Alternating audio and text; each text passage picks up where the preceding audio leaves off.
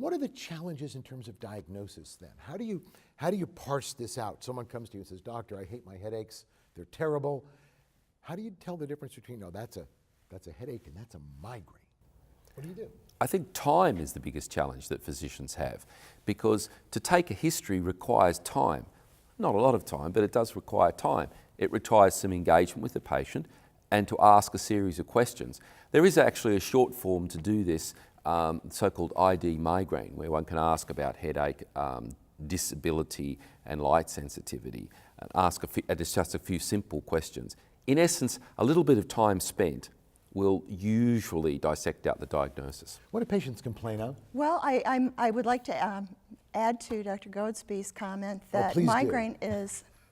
migraine is very difficult to diagnose because there are no diagnostic procedures that will diagnose migraine at this time. So there's no migraine test, no blood test, nothing that lights up green, you've got a migraine. That's correct.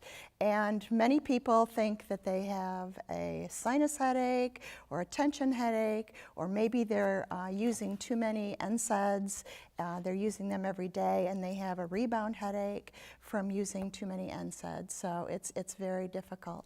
So the challenges are, if I understand you, at least in part, getting the patients to describe what they've got?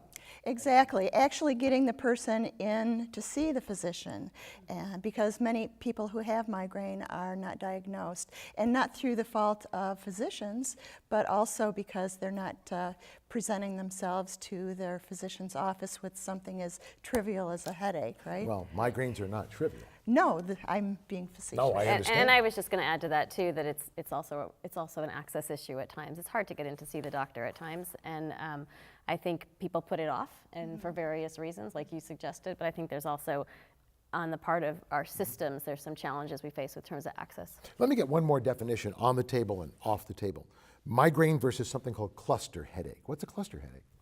Well, cluster headache is again the brain disease, a brain disorder. If I was to contrast them, cluster headache is an episodic disorder. It tends to cluster, which means that the name comes from a patient will have 1 to up to 8 attacks per day. This will happen every day. They'll last a couple of hours, perhaps 2 hours, and that will happen for 6, 8, 10 weeks, and then it will stop and go away until the following year, and that will happen once or twice a year. So they happen in these very distinct clusters. It tends to happen in men more than in women, 3 males to every female, whereas migraine is 3 females to every male. And cluster headache has a very big distinction, is that more than 9 out of 10 migraine patients will prefer not to move about. They'll stay still, they'll just want to withdraw. More than 9 out of 10 cluster patients would prefer to get up, run around and bang their head against a wall. The behaviour of the two will almost tell you what's going on. So it's a wall sign, we can call it that. So for my friends who have cluster, they find that it is the worst pain known to humankind. And people who have had childbirth, kidney stones, surgery, they feel that the pain that they experience during a cluster attack is just off the charts. And it's often referred to as a suicide headache. Oh my gosh. Let me pull the pin on this grenade and throw it right here so we can all get blown up together, because I'm going to ask the $24 trillion question: what causes migraines? What is the root cause of these things? Currently we think that migraine is a combination of what you inherit, the genetic load, and what happens to you, the environmental load.